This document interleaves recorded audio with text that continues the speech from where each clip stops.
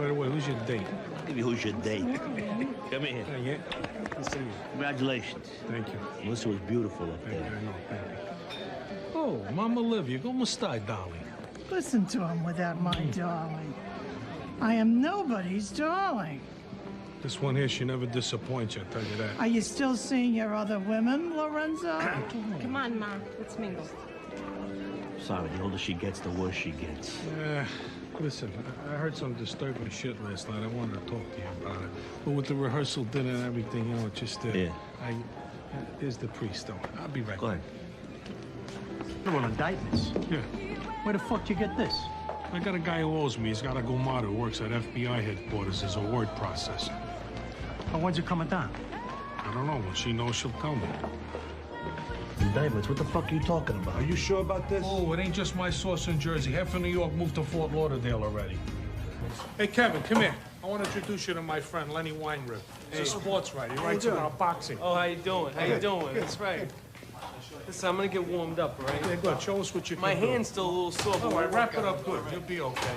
I don't know this kid. He's a good kid. This kid can move. He hits good, too. He's got a nice hand speed, you know?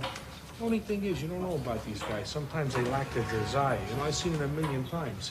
I don't know if he's got the killer instinct. He hits like a fucking mule, and he's fast. But he wants to quit boxing. He wants to go back and hang out on the farm, you know, retire. And the worst thing of all is his girlfriend left him. She quit on him. Really? Took him for everything he's got. He's a nice, sweet kid. I can't do this. I can't do this, Joe. All right, gentlemen, I think we're going to get started here. We got a lot to talk about here today, and for now, we're just going to stick with the more important issues, all right? Oh, and one more thing. If you got anything to say, let us know who you are, because a lot of us here don't know each other. And I didn't think anybody here was into wearing fucking name tags, you know what I'm talking about?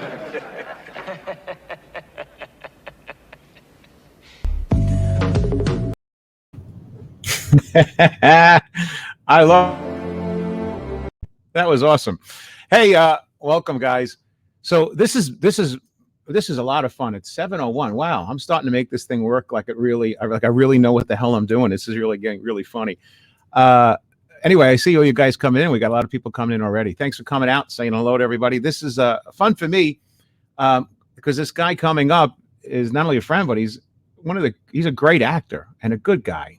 They call him the Goodfella of comedy because he does stand-up as well. What doesn't he do? But he's here tonight. And just to give you a heads up, what has this guy done? Well, I'm looking at, if you just look at his list of movies, I mean, you were looking at, it's amazing. Mafia Haven, The Brawler, Santino, Uncle Jerry Show, Once Upon a Time in Brooklyn, Kill the Irishman, Lynch Mob, Law and Order, Small Time Crooks, Sweet Mickey Blue Eyes, Analyze This. I mean, it goes Deconstructing Harry, The North End, Mighty Aphrodite, New York Undercover, Who Do I Gotta Kill, Men Lie, The Good Policeman, Street Trash, which, by the way, we're going to talk about. I think it was his first movie. I remember telling me a great story. So there's more. He's got 41 credits, major movies, worked with some of the greatest stars in showbiz, and he's a really nice guy and a good man. And he's here tonight. Hey, hello, Guy and Donna. By the way, people don't realize this, but I'm starting to get the chats. They weren't working for 2 days, and now we got live chats coming up. Anyway, I like to bring him on. So, actor, comedian, and actually started off as a singer, and he's here tonight. His name is Tony Darrow, and just to give you a preview before he comes up, Tony is in the middle. He just shot a new movie, and I'm going to give you a quick 60-second preview of his newest movie called Made in Chinatown. And here it is. Check this out. Very cool. I hope I can see this for you. I hope you guys can see this. Here we go. Yes, you can see it.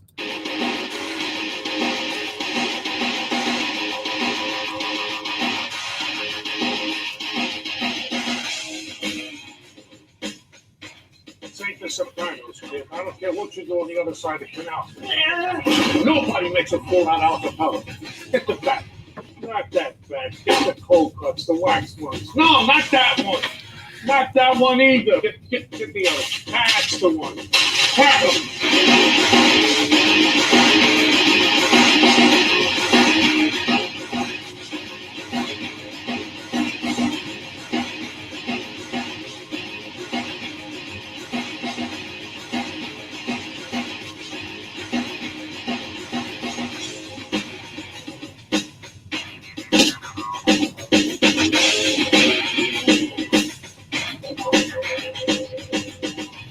There it is, Made in Chinatown. That's the new one coming up. And I'm not sure when it's coming out. We'll find out in just a minute here with him. Speaking, it's so funny seeing a Chinese guy in a bat in the middle of this coronavirus. Oh, I didn't see that part of it. Did I get myself into this mess? Very cool. Well, I'm in a good mood. Talk. Oh, there's more. You got 3 seconds. All I want right? to join the family. We're getting rid of those. You ain't even Italian. We're getting rid of those. Sorry, guys. I'm not the guy. I'm not a technician at this, but here I am. Anyway, here he is. Folks, give a nice big warm welcome to Tony Darrow, and he's coming in. There you go. Tony, can you hear me? Hey, John. How you doing, buddy? Yeah, I'm sure. doing good. How you doing? You Look look good. great. I like the studio. I haven't seen you in like So do you. forever. I know, pal. We used to work a lot together years ago, and now it's, things. You're doing better. I'm doing better, so we don't do those small places anymore. What are you talking Thank about? God. I'm not doing that better. I'm bleeding money over here. I've been off for 6 weeks. Matter of fact, We all are, but my in the hand is meantime- cold from the no puppet to stick in. in the meantime, you're one of the funniest guys in the world. Ah, cut the crap.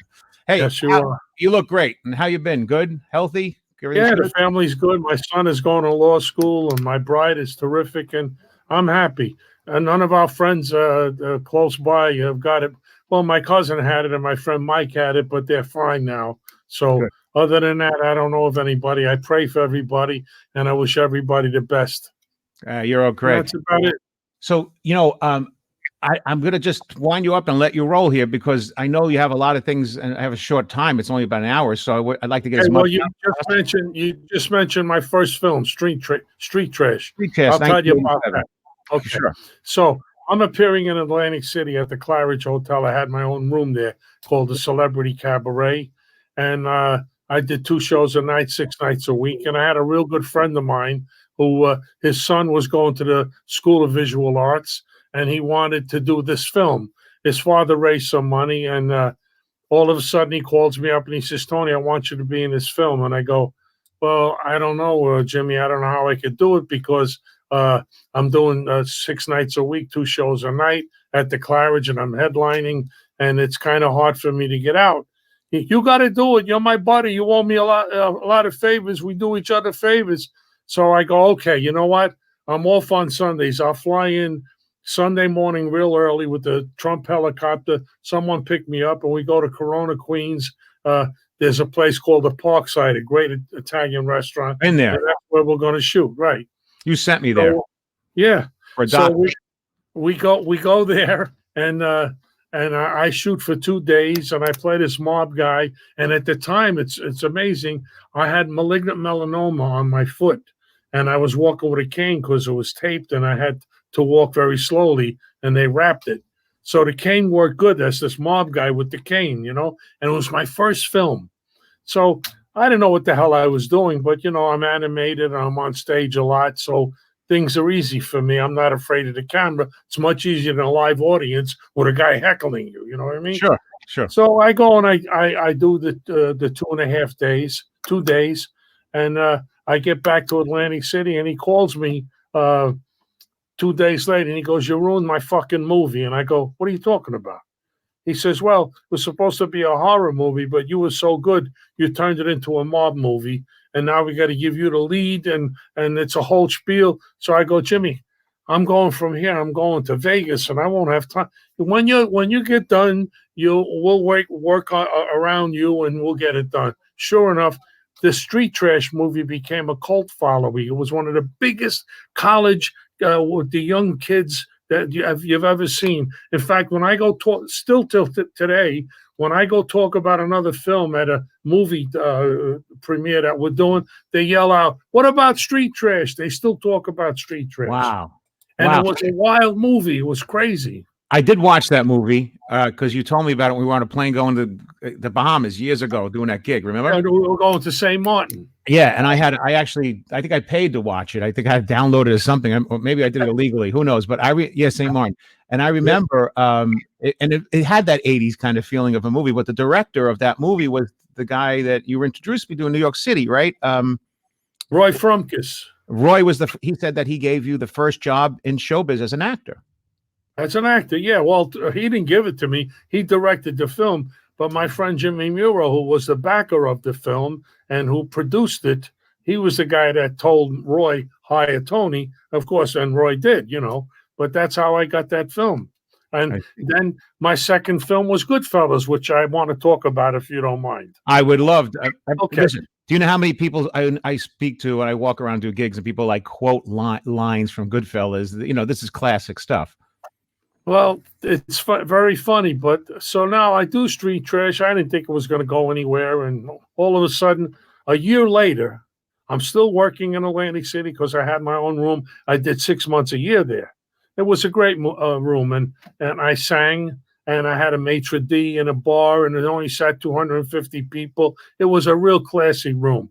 So, Tony, but people don't know that you were a full-time singer prior to that. Like you were. That's all I did. I never did anything acting, and I never did comedy. I always did shtick in my show. Right. Like I'd be singing "Feelings," nothing more, and the guy would not be like, "Excuse me, sir, am I keeping you up? Would you like a blanket and a pillow? Did you come here for revenge?" All that bullshit, the normal stuff. Shtick. But I never did really comedy. Right, the shtick. So. I get a call. I was with the William Morris agency, and there was an agent called Lee Solomon. He was the king, and he loved me, and he was responsible for me.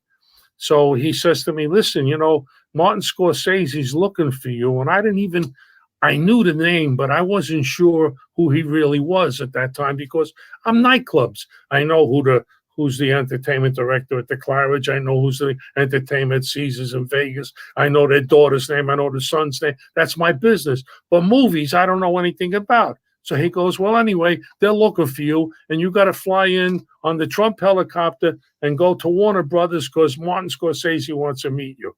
And I don't want to go. He goes, "How could you not want to go? Idiot. How could you not want to go?" Well, here's what happens, and you know better than anybody. When you get in a routine, you're set in your ways. I used to do 2 shows a night, 6 nights a week. I'd get up, I'd run on the boardwalk, I'd exercise, and then I'd take my nap, and then I do my vocalizing. And it has to be a certain routine every day. Sometimes I play golf, but I'd always get my same thing going. I don't want to fly into New York and then fly back and do 2 shows again. It screws up my throat, my voice, everything is. At that time, Tony, so the name Scorsese, was it still as big as it is today, or was it just? No, it was much bigger now, but it was still big. But me, I'm an idiot. I only know nightclubs. I don't know about that, and I don't really want to go. It don't mean nothing to me. I don't have this much empathy for you as you're just saying, though, because I do get up every day and I don't run on the boardwalk. I'm board walking, but okay. So anyway, I go up to Warner Brothers, and I don't need the money. I have my name on top of taxi cabs. I got marquees driving into Atlantic City with my picture on it. In the elevators of the building, there's my picture in the elevators all over town, and I'm doing well. Okay. So I go in, and I go up to Warner Brothers, and when I walk in, I see this palatial office and this gorgeous girl behind the counter, the desk. And I said, "Hi, I'm Tony Darrow." She says, "Yes, Mr. Scorsese and Ellen Lewis are waiting for you." And she buzzes them, and they come out. And I see them. Oh, before they come out, guess who walks past me? The girl from Dirty Dancing. The curly hair, cute girl. Jennifer Grey. Yeah. Right? And she was auditioning for Lorraine Bracca's part. Really? Well, she didn't get it. Yeah, Lorraine got it, but... So when she walks by, I go, "Oh, that's that kid. That kid is cute." I didn't know I said, "Wow, this is impressive." Now I get a little bit of butterflies. It's like exciting, Right. So Scorsese walks out with Ellen Lewis, and Ellen goes, "Tony Darrow." I said, "Yes." And Martin sticks out his hand to shake hands with me. And of course, me with the shtick, I slap his hand. I swear this is exactly, and I got a big article. I'll show it to you one day. You slap his hand like clapping 5 kind of thing? Oh, I slapped the back of his hand. I said, "Don't give me your fucking hand, you cocksucker. You know where I had to come from to get this part?" I said, "If I don't get this part, you and the fucking broad are going out the window." You were in character. Yeah, and he pauses and he stares at me. And it only stared at me for like maybe 4 seconds, 5. It seemed like 2 weeks. And my whole life went through me. I said, "You stupid bastard, you blew it.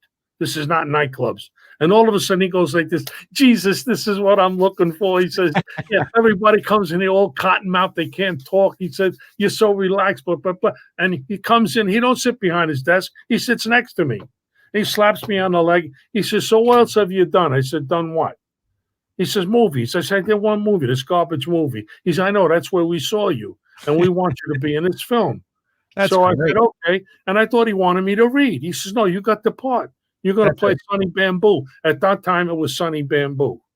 But they changed it because the guy didn't want his name used, the Bamboo Lounge, but he didn't like the name Bamboo. So we changed it to Buns, Sonny Buns. And that's a true story. That's how I got the part. And it's funny too, because you say that you have that moment where you say something to somebody and you're wondering whether it's going to go to your advantage or disadvantage. As a comic, how many times comics done it? Yeah, it's a million times. I mean, you've been in an elevator and you say nice balls on somebody, and you're thinking like, are they going to break or just sue you? You know what I mean? Like exactly. And that fear comes over you for a second, and you say, "Oh, I blew it," But yeah. That was a true story, and I got an article in the Daily News because I had my publicist. I called him up and I told him I just threatened Scorsese, and he was laughing like hell. He said, "Now whatever you're saying is the truth because I'm going to put it in the newspaper." Sure, and it was, of course. And Marty liked it, and he was good. And you've been friends with him since, I presume. Yes, he's a sweet, kind man. Him and Woody Allen are best directors. I've done 52 films. God. So. Him and Woody are the best directors I ever worked for. And how is Woody as a person? Woody's the greatest. He loves when I do jokes because Woody don't do jokes. He does, he's a comic actor and writer, but he don't do jokes. So he's brilliant, though. He's super brilliant in his own right. And I'm always breaking balls on the set. And when everybody laughs, he's doing something else with the cameras, and he'd go, I didn't hear that. What was the punchline? And I have to tell him again, and he'd crack up, But they let you go. In other words, they write a scene, and then you have to stay within the context of the scene, but you wing it. You don't have to use every word in the script, as long as you end it the way they want it. And it works out great for you because, especially for me, because I'm nightclubs. So ad-lib is great for me. I don't like to stick to a script. Right. And it works very good for me. And Marty and Woody are the best directors I ever worked for. And then the third one is Harold Ramis. Poor guy passed away. Yeah. Who directed me and Analyze This. Great movie. Great movie. Yeah. And several of these movies that you've been in, maybe more than several, what's interesting too is they're the kind of movies you could watch over and over and over again and enjoy every time. And you see more things when you do too. Yeah, those little bits. It's almost, and you don't get that. I mean, it's almost like watching A Christmas Story or other things that you watch. It's just one of these things you can just watch over and over again and always enjoy. Whereas there's other movies that come and go so quickly.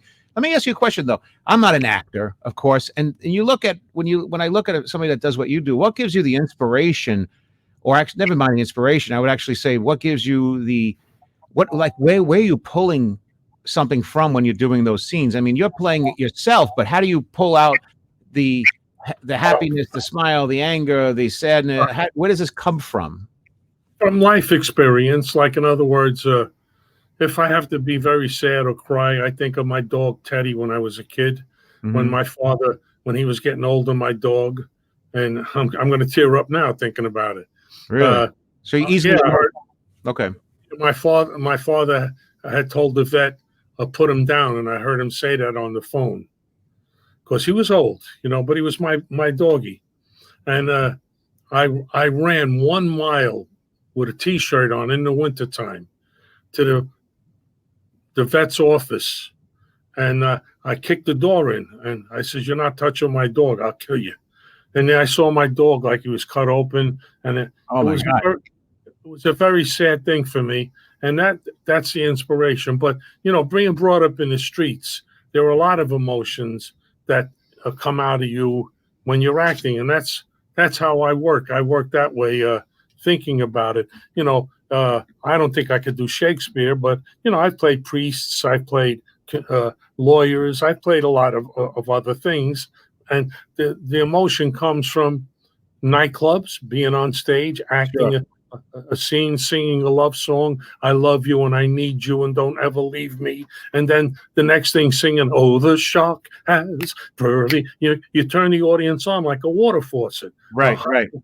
So that's where you get your motivation from mostly, And that scene in Goodfellas with the bandage on my head with Paulie, I wrote that whole scene. How'd that happen? Well, Marty come up to me and said, you grew up in East New York, the real guys, Right. the real mob guys that play in these roles, but you know the real guys, and there's a certain language that they speak only in East New York, and you know it all. I want you to write this scene, and I'll take the scene away from Paul Sorvino because he had most of the lines, and so did Ray. So I go on the trail and I put in, I hate the word half a fag, and Lamister, and what do you want me to wind up in MIA, and all that shit I did. You want me to kill this guy? Hey, well, that wouldn't be a bad idea, And I wrote that whole scene. So now I said, make sure you tell Paul, because Paul is very high strung, and I don't want no problems. My second movie, he's a star.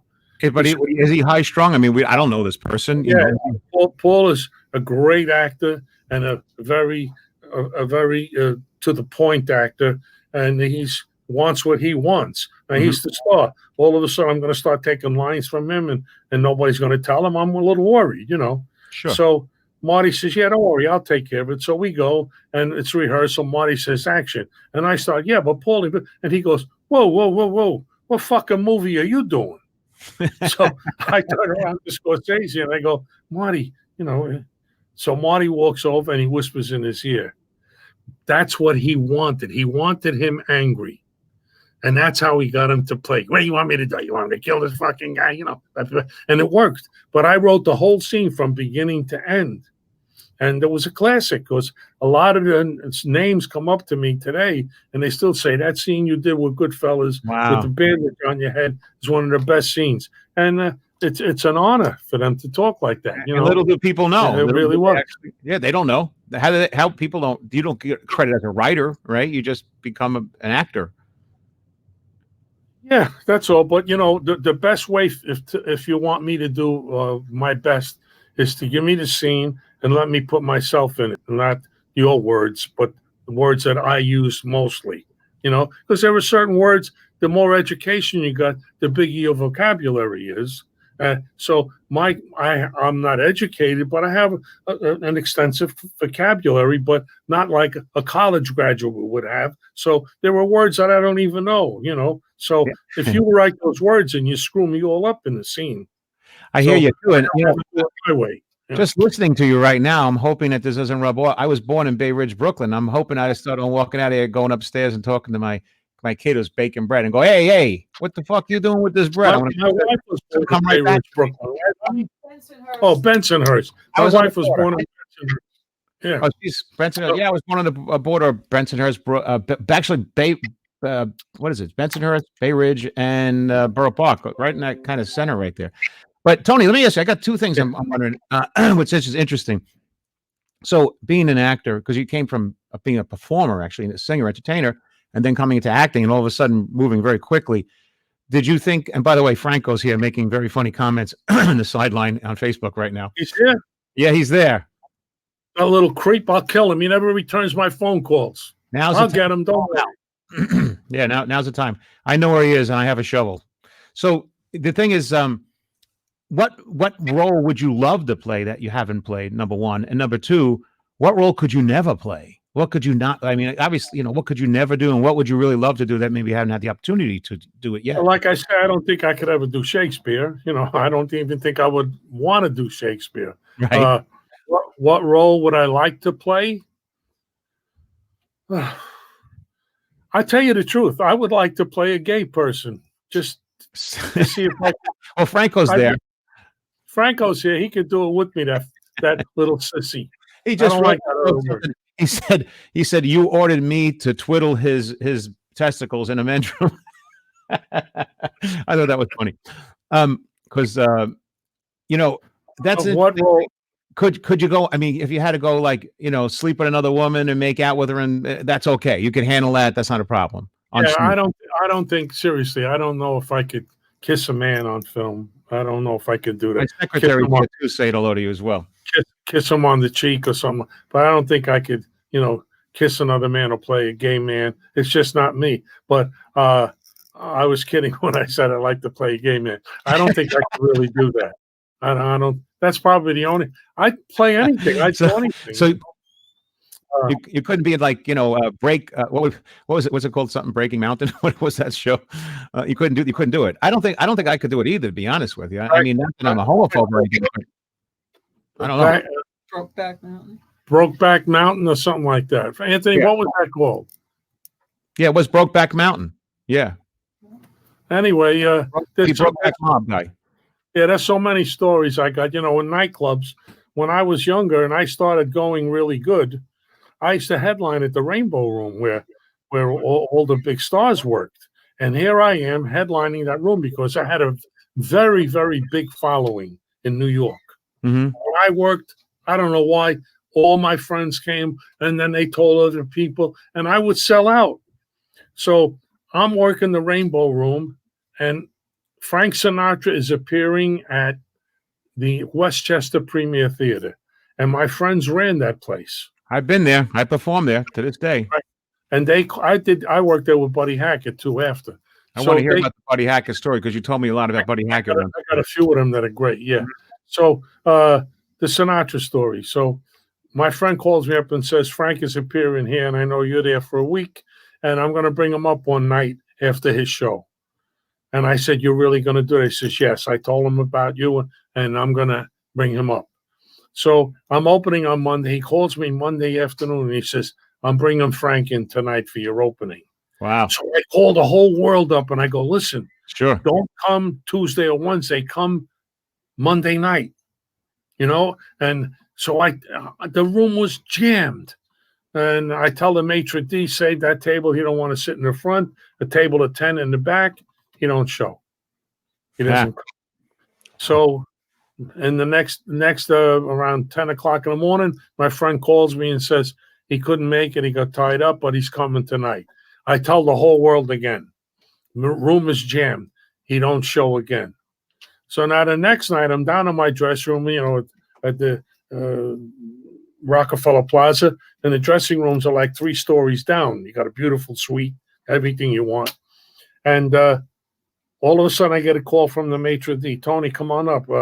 Louis is here with Frank Sinatra. I go fuck yourself. Because I thought he was breaking my balls now. Because they were all making fun of me. He goes, no, you better get up here. He's here. So I put my tuxedo on because it's almost time to go, another half hour. And I go up and sure enough, he's there. Well, my heart starts pounding and my knees are going. Sure. And, and usually I don't get nervous at all because it's second nature. You just go out and you do it. So I go over, I give my friend a kiss. Thank you so much. He goes, go say hello to Mr. Sinatra. I walk over, I shake his hand. He says to me, your friend says you're terrific. I tell you what, you could use my name however you want, but make sure it's not negative. Really? Right. So I said, thank you, sir, so much. What an honor. Now, in the meantime, I'm doing 3 of his songs. My opening song is Don't Deny Me, Satisfy Me One More Time. That was his. My third song is Let Me Try Again. Let Me Try Again. Sure. And guess what I'm closing with? My Way. Of course. So, I don't really want to do that in front of him. Of course but not. I go through the show and I'm kicking ass. I don't mention his name or nothing. When I come to my last song, I couldn't hold out. I said, ladies and gentlemen, I'd like to do this song in honor of the greatest singer in the world, my idol, everybody's idol, the man himself, Frank Sinatra.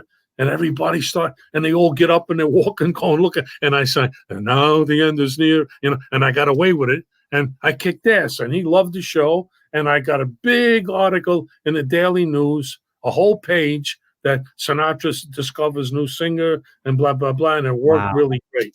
Yeah, it was wonderful. And did you have any interaction or relationship in the future with that? Or is that just like that one? I was in his company 5 times. You are? Pat Henry, who used to be his opening act, we had the same manager. Pat Henry was a great comedian. And Pat used to call me and say, come on down to Jilly's. He's here. He wants to see you. He wants to say hello. Wow. What And I year, go what year was this, though? What year do you think this was around? Oh, it was in the 70s. Late 70s? Middle? Yeah, middle 70s, late 70s. Yeah. Then I'm appearing at the Stardust Hotel in Vegas, and he's at Caesars. Now, at that time, a lot of the white guys were getting afros. It was like a thing to do, you know. So I tried to get it. I looked like a real moron. I looked like Harpo Marx, I swear. And it was big. It was a high afro. So Pat calls me up and says, Frank is in a Baccarat pit. He wants to say hello to you. Come on down. So I couldn't wait to finish the show. I run over there, and he says he's in the middle of a hand. Wait until the hand is done and go over and say hi. So the hand is over. I run up in the Baccarat pit. I give him a kiss. I go, hiya, Frank. He looks up and he goes, what, do you got a bird in there? Go get a freaking haircut. You look like an idiot. Really? Do you know that I was looking for a barber at 2 o'clock in the morning? Seriously, yeah. He said, get a haircut. Oh, yeah. So that next day I did get a haircut, but it was all curls. You couldn't cut the curls out. So I had small curls instead of these big high things, you know. And that was my second situation with him. We used to go to Chinatown. He used to go to 68 Mott.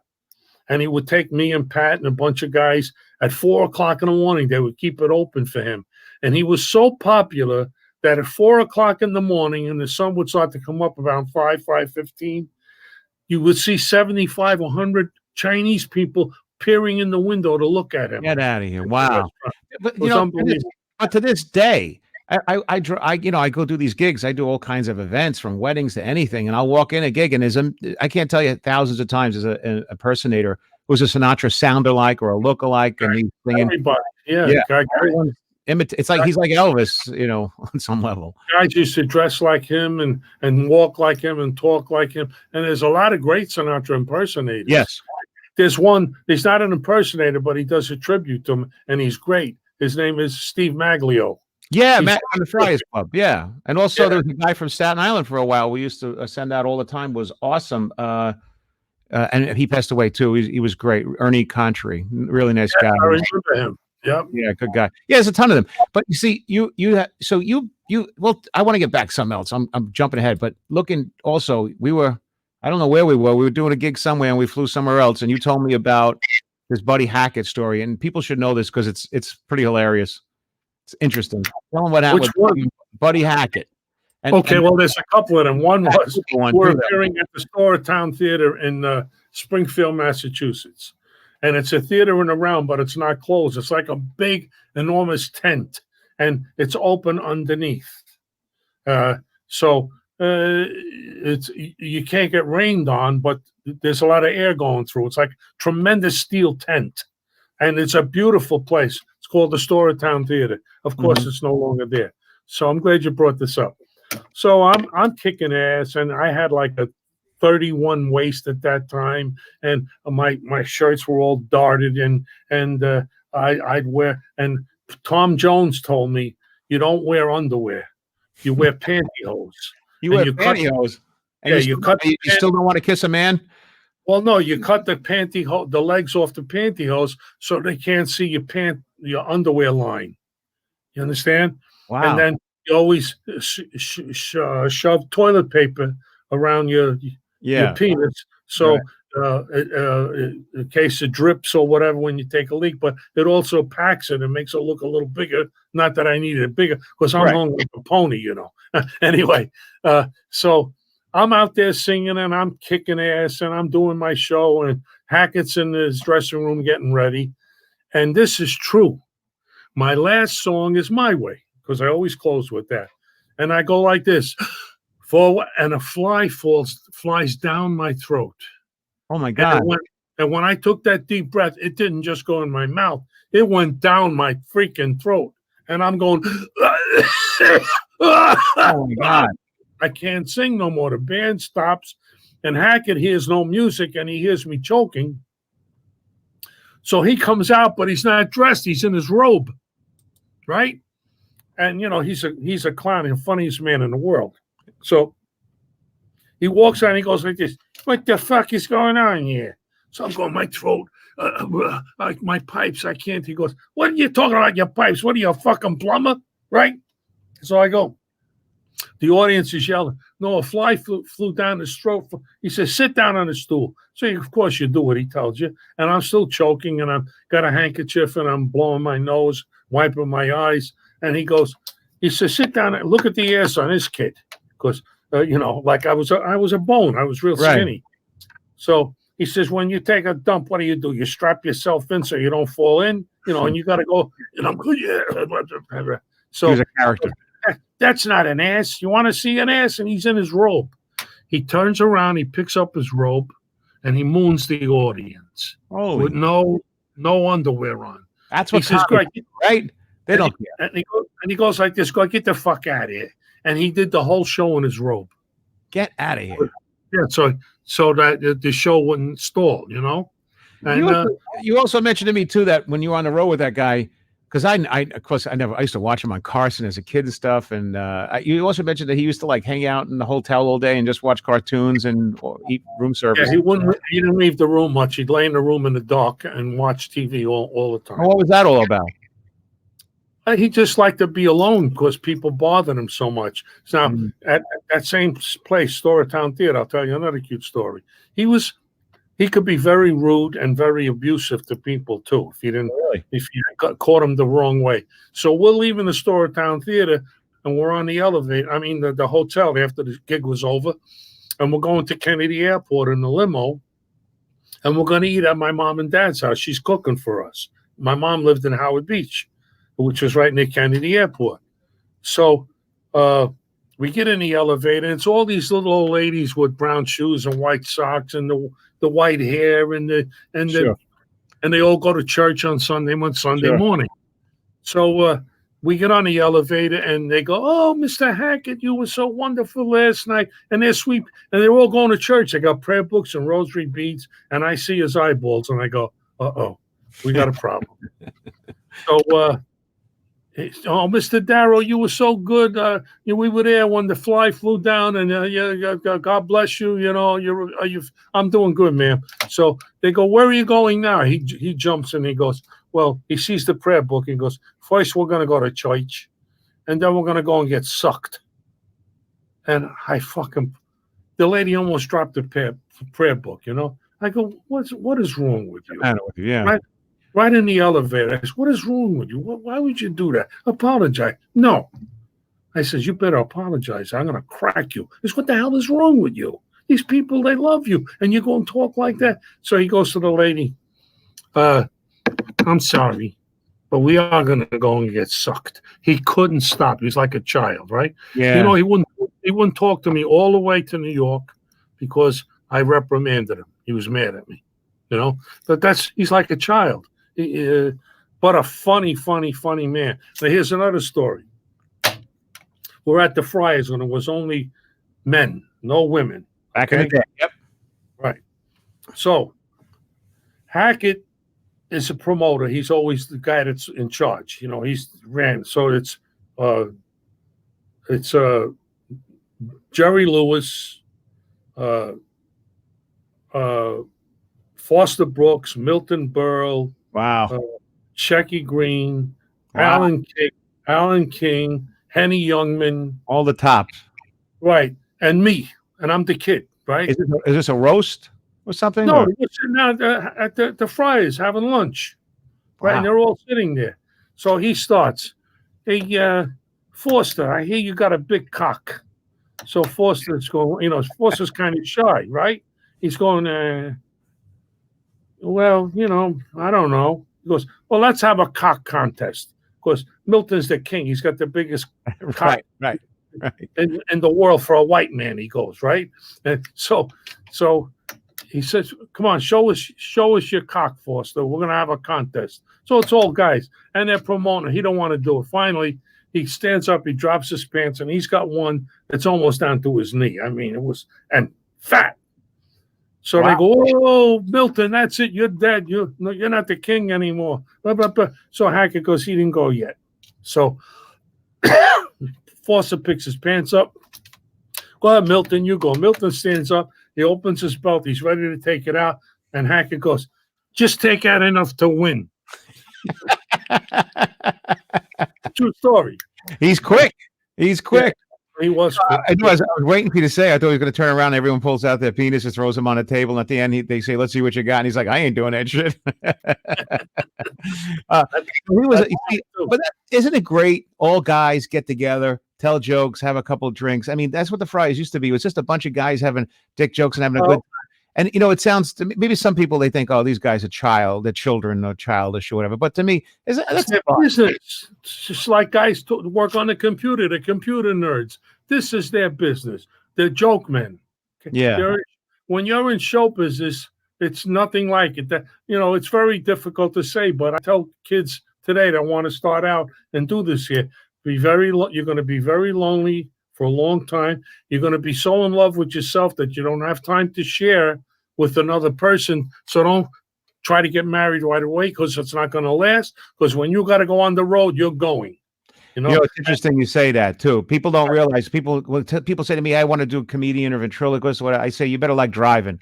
Get a good car because you're gonna be living in it because you're just really driving and flying. I mean, that's all you do. How many times I cried in bed at night because, like New Year's Eve, I'm singing "Should Old Acquaintance Be?" Right. Everybody's hugging and kissing, and you're on the stage alone like a dog. And then you walk off of that stage and you drive home 3 hours somewhere, and you're in the car. Or if you're on the road, you go to this broken down motel because you can't afford a good one, and it's very, very, very lonely life. But even later on, though, Tony, it changes because like you had a lot of success as a performer too, and I didn't have tremendous success, but so far I went from times when I used to stay in hotels on the road in Iowa and Nebraska and all these places where you could take a bat and crack the sheets before you lay down on them. They were really bad, And the odors in some of those rooms. Yeah. Oh my God. That was the ones I brought with me. And then later on, when things started getting better and you started working a lot, I remember I've been in some of the greatest hotels in the world and it's really great. But later on, it doesn't mean anything. It doesn't I'd rather fall asleep on my couch. Matter of fact, there's so many nights that I've traveled to. I've done one night is in Boston, turn around, did a gig, drove there, turn around, did 45 minutes. Because you can't sleep in the room. Yeah. I'd rather not. I don't even like that. Yeah. I mean, who wants to sleep in a hotel room? Think about what hotel rooms are. You pay like a lot of money to sleep on other people's. Would you buy a mattress from somebody that's slept in it 100 times? No, but you'll pay $100 a lay in one. Exactly. And what about the bedspreads? Oh my God. As soon as I walk in, I grab it with 2 fingers, I throw it on the floor. I don't want to go near that bedspread. I actually pull it off and lay it on the floor and then take off my shoes and walk around on my box because I get OCD about stuff. And they used to hate to walk around barefoot too. Terrible. Yeah. And so you've had the highs and the lows, but people don't realize that too about showbiz. But what do you think at a performance? What do you think? What was the greatest performance that you've ever done? Like what performance that you think this was the best performance as far as movies or in performing as an entertainer? I guess I'm not known. I'm not a star, big star, but people know who I am through the Goodfellas and that scene that I wrote with the bandage on my head. That's probably the most popular thing I've done. But, I was in Australia for 2 years. I had a television show. I had a talk show. What was that show? It was called Sydney Tonight. And it was a guy named Don Lane who had it, and he got arrested for bringing in drugs in the 60s. Not drugs, marijuana, which was nothing. And he was an American guy. And they auditioned guys to do the show. And I got into a freaky thing that I fucked up and I got the show. And what it was when you're a guest on the show, like I'm your guest, you have to talk to me and get me to respond and pull stuff out of me. But when you're a guest, you do whatever the hell you want. It's up to you to control me, So now I'm the host, and I got a guy that wrote a book. Who the hell? I never read the book. So I read one page if I could remember it, and now it's 16-piece band and it's live. And in Australia, there's no such thing as a FAA where you start at 9 o'clock and you finish at 10:30. You could start approximately at 9 and finish whenever you want. There's no FAA rules, right? Wow. So I'm in the dressing room and I got my piano player with me. You always remind me of him. I love Tony Monti. He passed away. The poor guy. A little. Yeah. He could play, boy. So we're going to do the show, and at that time, "The Look of Love" was very popular. Sure. The look of love is in your eye. So I'm going to open with that song. I wasn't going to do that first. I was going to come out and say hello, and it's a live audience, and this is live too. So as we're getting closer, I'm getting more nervous and more nervous and more nervous. The saliva in my mouth was like chalk. You could take the saliva out and put it on a table. Yeah. It was like a rock. And I kept going like that, trying to and I kept drinking water, and then I had to pee and drink more water. Right. Yeah. So finally it's time to go. They come and get me, and I'm behind the curtain, and sure enough, they announce me, and I come out. I never thought I'd make it. And I told them I want to sing first.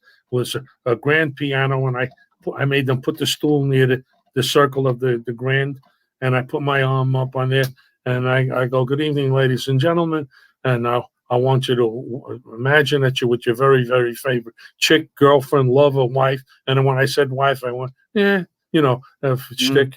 And then I started to sing, and my lip, like this, got caught on my teeth because they were dry. Yeah.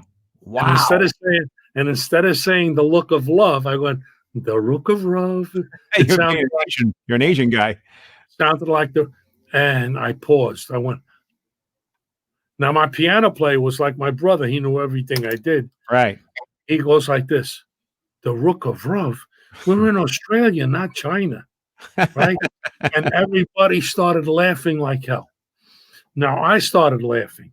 And the audience was hysterical. The people at home were laughing like hell. So now I go, come on, let's stop fooling around. And my makeup is running. And he gives me an arpeggio. And it got caught again. Right? Well, now it became a joke. We couldn't do it. Every time I'd start to sing, we'd start to laugh. And this lasted for about 4 minutes, 5 minutes. Into that role of having happy. And I was falling off the stool. People, and they got letters the next day. Was it for real? Was it made up? Was it this? Was it? And that's how it was. Coney, you think that's on tape somewhere? Is it tape? Was it a live stream? What was it? We were just talking about it tonight. We got a garage. And in the garage, I got kinescopes. You know, remember kinescopes? Yeah. Those big fat things like that. Yeah, Lon Chaney. Those. Yeah. So I'm going to get them done one day. Yeah, you actually before it disintegrate. Yeah, because that would be hilarious to watch. Somebody in the chat here says he was okay. They want to know, are you taking questions? And this guy Mark Gonsalves, I don't know how to say his name. Sorry, Mark Gonsalves is a dear friend of mine. Oh, he says. Mark. No, I don't remember him offhand. I can't place it in my head, but he's asking you. Mark used to own Soprano Wines. Oh, Mark. I apologize, Mark. I didn't know. I don't remember the last name. Wasn't hitting me correctly. Not only that, I can't say it at the moment. But I'm looking at a screen from far away. But he's asking, what are you looking forward to post COVID-19? I guess you're looking forward to COVID-20. What are you looking forward to for COVID-19? What do I think is going to happen? Yeah, it ends. I guess what are you looking forward to? After it's over. Just going back to normal, and hope all my dear friends and hope everybody in the world that doesn't get it, or the ones that got it survive. And I'm that I'm religious. I go to church every day. Of course, the churches are closed, but I go and I say my prayer for 5 minutes to St. Anthony and to the Blessed Mother, and I leave. And I've been doing that for a long time now. It makes me feel better. I know that God has helped me, and I know that St. Anthony has helped me. So I continue to do that. And I pray for all these people. And I did a thing like this on the Soprano Con thing with Michael Mata. And I sang the Lord's Prayer for all those people who are ill and passed away. So wow, yeah, that's really nice. See, okay, you see that, Mark? He's got your back. He's got your total back. One of the things. Oh, by the way, my secretary says hello in the chat, and my wife said hello to you in the chat as well. Thank you. The other thing I wanted to bring up was you have coming up. I understand some appearances in New Jersey. Now I'm not sure if this is going to happen or not, but apparently that you have a show in June. What's that all about? Well, there's a place called Mosaico. I got the list right here. I'm just going to look at it for a minute. What part of June? Yeah, take your time. What part of New Jersey is Mosaico in? It's in Mountainside, New Jersey, near Springfield. It's a great restaurant club, and I worked there already. we did something in February. We were sold out. It's called Mosaic Co. And it's on a Friday night, June 26th. And then I'm there again. Let's see. Wow. I'm there Okay. June October 16th, Okay, 16th. Friday night. We And know then that I'm there will happen. I wonder about June. I'm not sure. And then November 20th, I'm there again, which is another Friday night. And it's a wonderful place. The food is sensational. Is it really? And of course, my film is coming out, Made in Chinatown, which I star in. And Vinny Pastori and he's my co-star, and he plays my underboss. And it's very, very funny stuff. And the martial art guys are terrific. They're all stars in China. And It's funny. It does really, story. yeah. It does really seem funny. When is that coming out? What time of the year? Or do you know? Well, it was supposed to be done through Netflix, but now with all this stuff, we're waiting on it. See what happened. I don't know exactly because I'm not involved in the business. I had something that's supposed to be shot in October, and I don't know. We're trying to shoot things. I don't know, trying to shoot things, and I don't know what's going on either. But more importantly, when the movie's coming out right now, because there's such a lack of content, as soon as things start to move, these Netflix and all these are going to be buying up content very quickly because there's not a lot available. So it's a good time to get sold. I know, yeah. And my agency, which is the William Morris, my agency, that was years ago, which is Abrams Artists, and my responsible agent is Robert Adaman, is going to pick up the film and promote it. So they have an office here and they have an office in California. And I'm sure if anybody can get it done, Robert Adaman can. That'd be cool. That'd be really cool.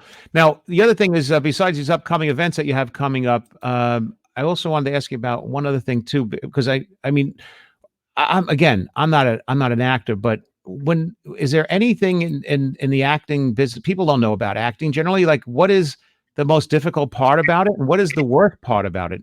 Okay, well, for me, it's actually, I don't want to sound like an idiot, but it's much easier than nightclubs.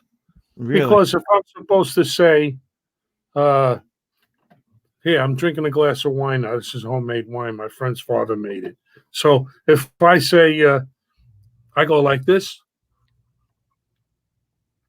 man, that's some glass of scotch. Oh, shit, it's not scotch. It's wine. Let's do it again. What, you got to be a rocket scientist? I'm animated. I've been on stage all my life. The camera doesn't talk back. When you're in a nightclub and you hit a bad note, you got to know how to respond because you can't take it back. Or you tell a joke that don't work and the guy starts heckling you. You better know how to get out of it. Right. But on camera, the camera's a kind thing. Doesn't talk back. It just looks at you and wants you to feed it. So it's very simple for me. I don't find it hard at all. But Tony, when you're doing the acting and you're doing all that, is there times that when you're projecting you may do several, the same scene several times, and maybe you think like the seventh one, this is it, I hit it, I love that bit, and then when they edit it, they put the one that you didn't even like, and then you're like, hey, what are you doing? That was my best stuff.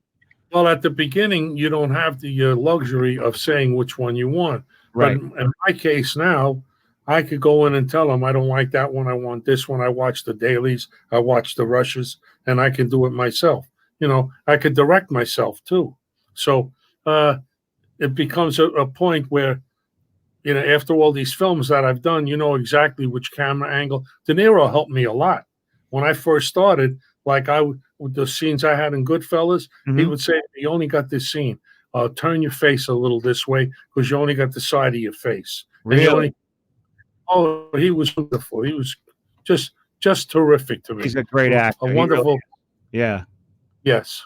And all of them were nice to me. And I'll never forget.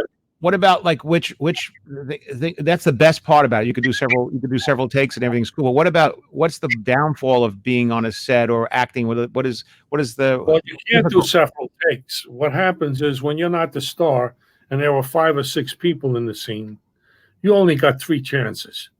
De Niro, who's the star, he goes last. And first there's 6 people at the table. So let's say I'm the least important guy. I have to do my scene first, and they feed it to me. And probably sometimes it's a 2-shot or a 3-shot, which means there are three of us in the camera, not a single shot, not a one shot, because they don't want to waste the time of doing me, you, him. So they do three of us together because we're not the big stars in it, you know. Now, De Niro goes first, and by the time last, and by the time he goes, even if he never rehearsed, he knows the lines already because everybody's been doing them for him before we got there, you know. So it becomes pretty easy. It becomes repetition. But the most important thing is you could be doing a scene that's a 5-minute scene. You could be there for 7 hours, and sometimes you get stale. What you got to think of is when you get stale, listen, this is how I feed my family, and I only got this one shot. I better get it right. So you got to be up for every scene and every facial expression, and you got to keep thinking, I'm hungry, I need this. And that's how I survive. So you're motivated to make sure that you right. You know, I only did one movie, and Franco was the guy to help me get in that movie. But in that movie, I remember like they said get there at 6:30 in the morning, and I remember my scene wasn't shot till 4 in the afternoon, and they did it actually early because I had to get out. But I remember just there's a lot of hurry up and wait. Well, you did my movie too when we did the roast. Yes, but that movie hasn't been released, so I didn't bring anything up about that. Anyway, that movie's great. That movie, great. And you were great in that too. Yeah, it was great. As a matter of fact, I remember when I did the scene with you, where I walked up to you with the cards in the driveway up to you, and you came on really. I never saw you behave that way to me, and I remember thinking, holy shit. I was amazed at how you turned on me. I was like, that's because you made fun of me when you roasted me, and it was a thing that I had to get revenge. Of course, it was all comedy. That movie's got to come out. It's a good movie. It's a great movie, and no one's seen it. It's really good. But Franco was the DP on that and the director. Yeah, and he did a great job. I like to break his fucking head when I catch him too. Don't worry, I'll get it. I know where he lives. I know where you want to take care of that guy.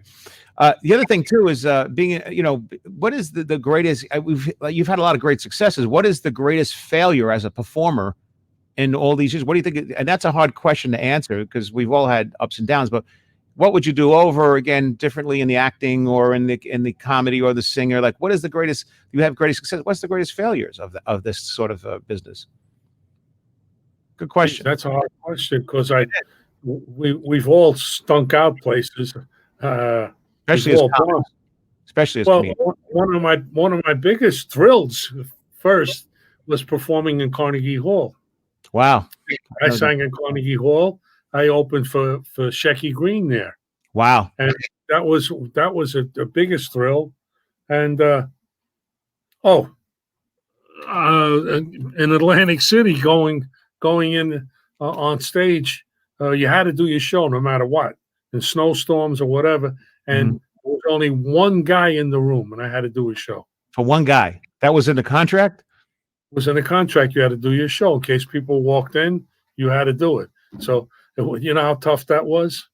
Wow, I know. I can't imagine. As a matter of fact, I was talking to Jackie Martley last week. I was telling him that he taught me a great lesson. Many years ago, I did a show with him. I went to go see him in the city on a rainy, nasty night at Little, and it was a very small crowd. And I remember thinking it was so small of a crowd that night. It was a crappy night. No one was in. And I said, I would have given everybody the $20 back. I said, forget it. Let's go have a drink or whatever, And instead, that guy went up and did a 2-hour gig, and he held it for 2 hours. And I walked off and I said, you taught me a great lesson tonight. And he actually did.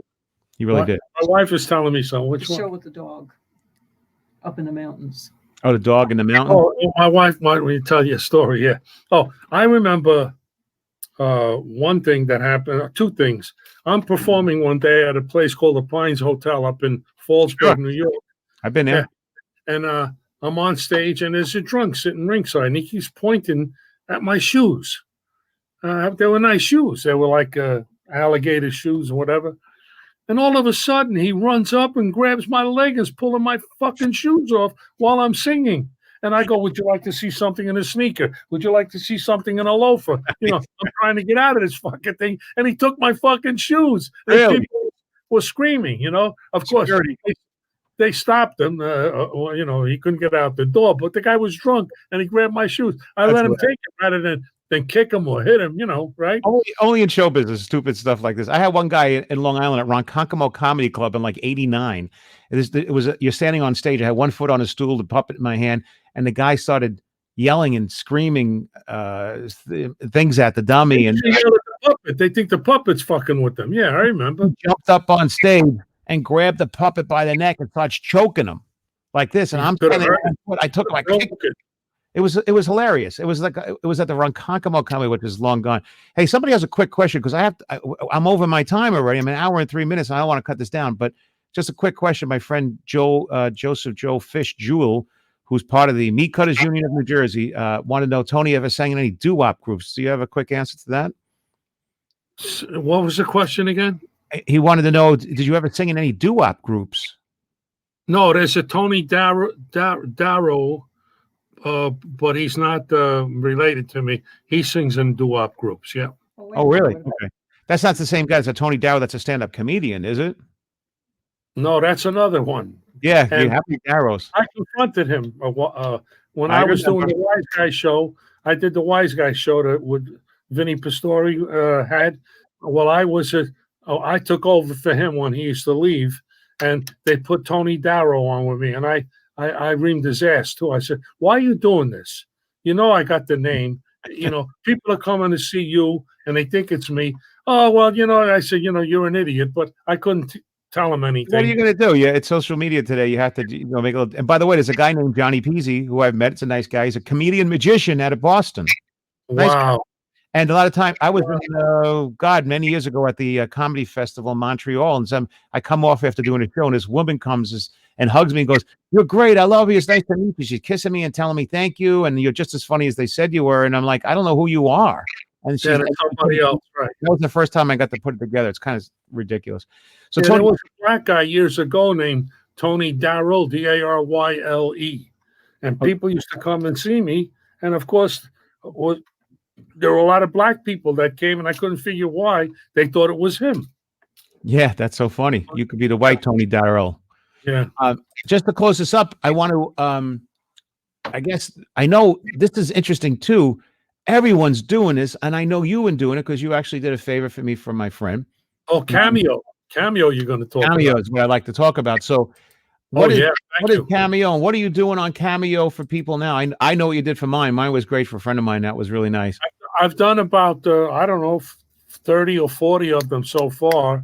And what it is your wife will call Cameo. They don't contact me. And they say, I would like a Tony Darrow to wish John a happy birthday and to tell him to take me out or he's going to break his head or whatever. Mm-hmm. And then I sit here at where I am now or somewhere in my house, and my wife films me with my phone. And I go, yo, John, I just want to tell you, your wife said that she loves you very much and she wishes you a happy birthday. And she wants you to take her out and spend all the money. If not, I'm going to nail your freaking niece to your desk. You understand? I know where to find you. And they pay for it. They love it. My birthday's in 3 days. I want one. Oh, I done it. Well, call Cameo. I'm not doing it for nothing.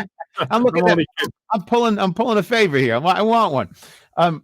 Actually, so Cameo is actually a service that allows people to have, online. They just go on and they'll pay a fee, and then you just send them a video and an email, I guess, through Cameo. Yeah, it's a personalized shout out. They do anything. I've gotten a lot that they won't show on Cameo because it's like people that are sick, that have cancer. Sure. That are, and I tell them to pray and to keep their chin up. Really? So you do a serious Cameo as well as like because I had cancer twice. I had malignant melanoma. One of them was stage 4, and I explained to them that you have to be positive, and prayer is anybody out there that feels sad with what's going on today and what's happening with this coronavirus.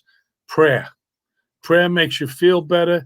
It gets inside of you, and I pray at least twice a day, sometimes 3 times a day, and it can't hurt. It's the only thing you got. Wow, going. look at you, Tony. You play that mob guy in the movies, and then yet over here you're telling us to pray. That's great. That's really nice. If people And see anybody that don't want to pray, I'll give you a fucking beating if I can. there you go. That's what I want to hear. I put it up right here. It's cameo.com/Tony Darrow 3, and that's Darrow. Yeah, we do shout outs, we do birthdays, we do weddings, bar mitzvahs, whatever you want us to say, we say, and I'd be glad to do it. That's excellent. That's really great. And I hope some of these people will take advantage of that. And it's right here for the future reference. Thank you, John. And you do a great job, and I love your studio. Wow. And wherever John Easy's working, go and see him. He's terrific. One of the funniest men in the world. I'm practicing social distancing. I figured it out. What I do is I will go outside, I unzip my fly, take out my penis, and walk around. And if somebody sees it, they're too fucking close. That's the whole part. That's funny. And the other one, the social distancing thing now, you have to keep 6 feet apart, and which is amazing because every woman I met since I was 8 years old has always said, please stay away from me, at least this distance. So now it's working. Yeah. Hey, Tony, it's a pleasure seeing you. I really thank you for doing this, and we should do it again because really I have a million more questions, and I let you roll on all this. John, do me a favor. Tell Franco when I call him, he better answer my call. Franco, take care. When he calls you, take care of him. Well, I'm going to close this up. I appreciate you being here, and I thank you, and I hope people take advantage of this cameo.com with you as well. That would be a lot of fun. And stay healthy, you and your family, huh? Everybody stay healthy. God bless. Thank you so much. Thank you, Tony. I appreciate you being here. Stay well, healthy. Love you. Love you too. God bless. Ciao for now, bro. All right, folks, I hope you enjoyed that. I actually did. And I will have a million more questions that I didn't get to ask because I'm trying to keep this an hour and I'm still 10 minutes over. One of these days, I'm going to learn how to do an hour. One of these days, but not yet. Anyway, I want to thank my guest, Tony Darrow, from all those movies and things. And I hope you guys will stay healthy and laugh. Everything is about humor. It's the only thing that people can't take away from you is laughter. Most important thing in our lives. Stay well, folks. Enjoy. I'll talk to you soon. Bye.